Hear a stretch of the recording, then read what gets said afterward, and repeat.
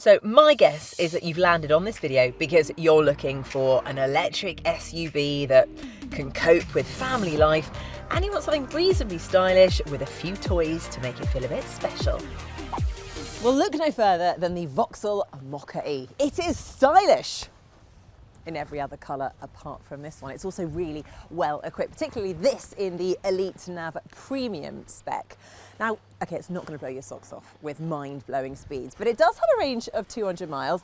It is useful and a very usable small family car. It's insanely green. My eyes are actually hurting from looking at it. Yeah. I do get what you're saying about the Mokka. It is quite a nice little package. It does work, but I do have a slight fly for your ointment. What if I told you you could have a bigger car with a bigger battery and more range, sun's come out again, and more range for just £1,500 more, that I think has a better interior and enough style on the exterior to keep up? What would you say then? Well, unusually, I would say you've got my attention. But before we have to listen to him bang on for even longer, please do subscribe to electrifying.com and do let us know what you think in the comments below. We love to hear from you. We're best friends, really.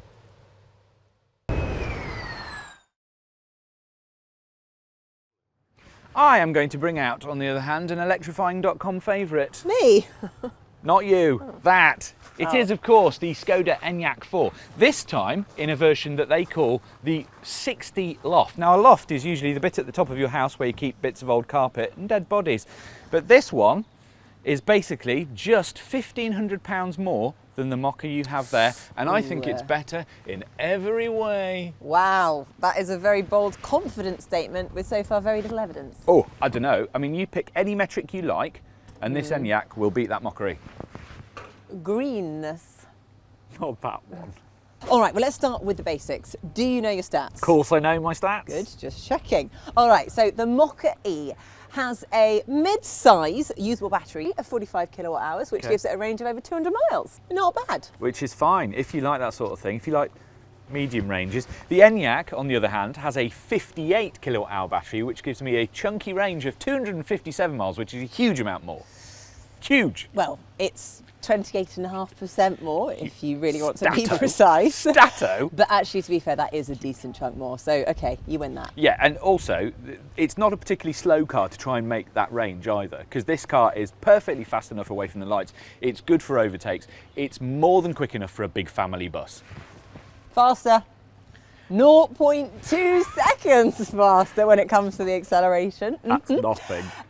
Which, to be honest, of course, you will not feel in the car. And if that is an important figure for you, well, then actually I recommend you search for something like a Porsche Taycan. Yeah, I absolutely agree. Neither of these cars are the type you take down to the bad part of town to do drag racing at midnight, No, which is probably not. why I think we should go inside. You first. Follow me. Oh, how cute and small. Well, welcome. Thank you.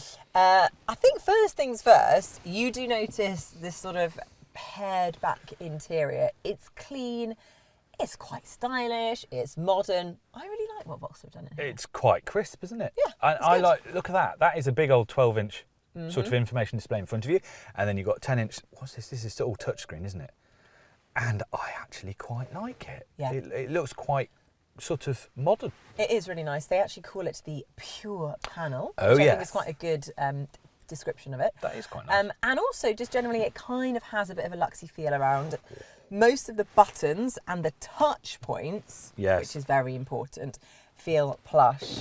Yeah, all right. I knew you were going to point out that. What about that? Some of it What about that? is a bit plasticky. Yes, particularly that handle. But all the other handles, like the door handle and your gear lever and your steering wheel and the buttons for your menu and your temperature, feel all right. And that's important. I would agree. The front seat passengers seem to be pretty well catered for, though it is worth noting that in the cheapest Mokka in the range, you know the big things that you like in the panels? Yes. They become 7 inches each. Oh, that's annoying. And then 'Cause it's- that's 12 inch. Exactly. So to go from 12 inch to 7 inch. It makes it a lot, it would just look cheaper, Yeah. in my opinion. Although that base car does come with 16-inch alloy wheels, so it's still got alloys. It comes with you know those panoramic rear view cameras? Ooh, that very useful. They are Like that, useful. yeah. It's also got Android Auto, Apple CarPlay, and a load of safety features as standard. So they do come fairly well equipped as they come. There is one thing I do have to point out though, I'm afraid. What's that? Would you like to join me in the back seat? No. Okay.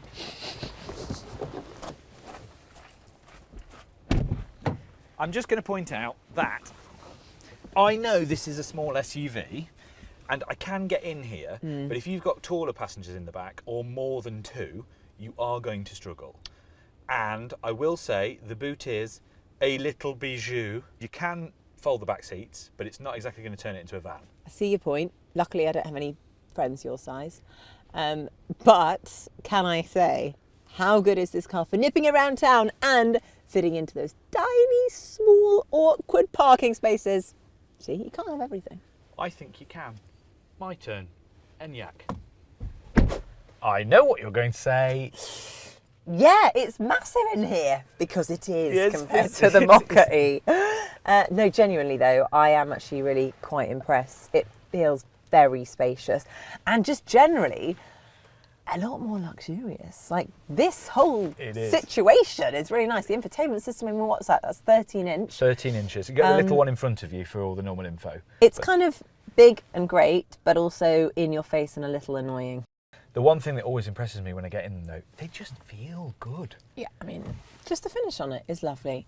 And lots of storage space as well. Look at that down there, that's a whole thing. And you've got your flat floor. So That the is. middle seat is an actual usable seat. 4 people, it's got nearly twice the boot space, and that's with the seats folded up. So when you fold the seats down, it's massive.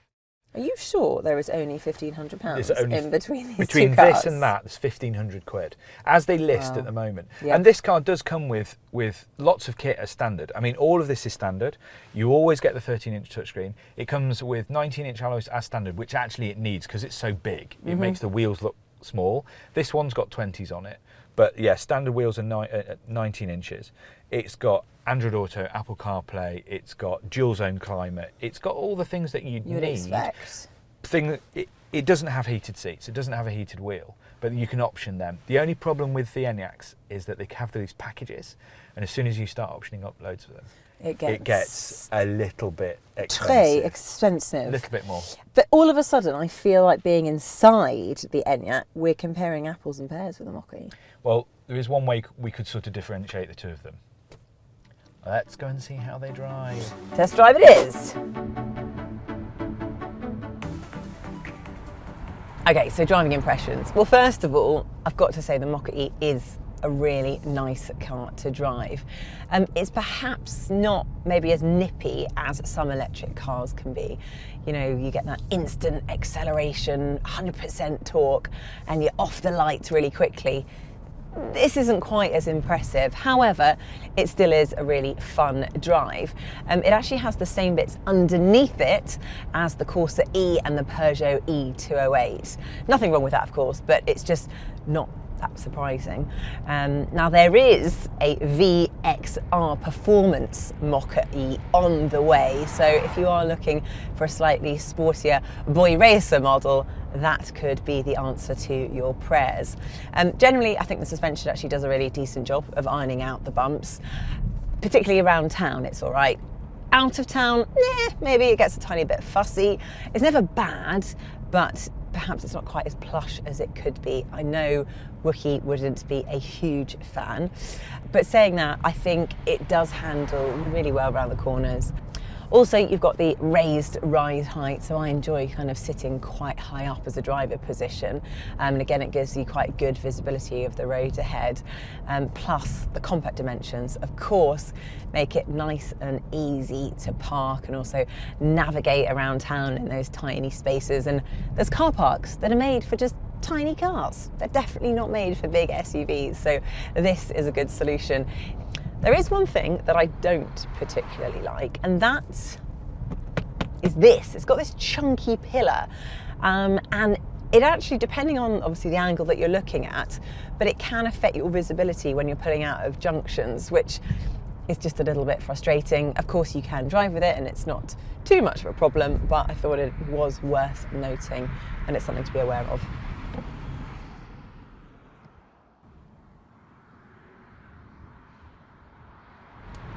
And yet I never actually think that the Enyaq is too big. Admittedly, I do live in the countryside, so it's not a massive problem for me to have a slightly bigger car. I don't have to navigate a city street. And I do think the Enyaq actually rides better than the Mokka-e. It's maybe not quite as nimble in the corners, but that's not something that would put me off because I like my kids not throwing up in the back. The steering is light. I have been parking this no problem all day. I can see out of it, there's good vision. I mean, there's a fairly hefty C-pillar blind spot right back there, and that does feel a long way away because it is a longer car. But there are standard parking sensors on all models, and it's pretty much all I need to be able to manoeuvre this car quite happily. Okay, so this is one that it won't satisfy the very keen driver in you, but it's practical. That's what this car is for. It's not a sports car, but it's not supposed to be. More to the point, this Enyaq has actually been getting similar efficiency figures to that Mokka-e, which means it won't actually take much more money in terms of electricity to run it. That's really interesting because it's actually quite a lot bigger. Ha! But the Mokka-e is practical in other ways. It may only have a modest range of 200-ish miles, but it has standard fast 100 kilowatt charging capabilities. And that means topping up on longer journeys will be quicker, as you can take advantage of the ultra-rapid charging points that are starting to arrive up and down the country. Now, they are mainly on the motorways at the moment, but if you find one, you can fill up your battery from 10% in under half an hour. Now, on the more common but slower 50 kilowatt chargers, that will take around 50 minutes. If you're using a home wall box, you're talking about 7 hours 15 minutes on a standard one. Now, for a full breakdown on charging, along with guides on how to use these various chargers, do head over to electrifying.com. The Enyaq has an optional 100 kilowatt charging package. Standard is the slower 50 kilowatt, but I'd say pay the extra if you're doing long journeys regularly. If you go for the faster option, then it will take around half an hour to fill up on 100 kilowatts or above, 51 minutes on a 50 kilowatt and 9.5 hours on a home wall box. It's a bigger battery with more range though, don't forget. But honestly, I just think you get a lot more car for your money with this Skoda.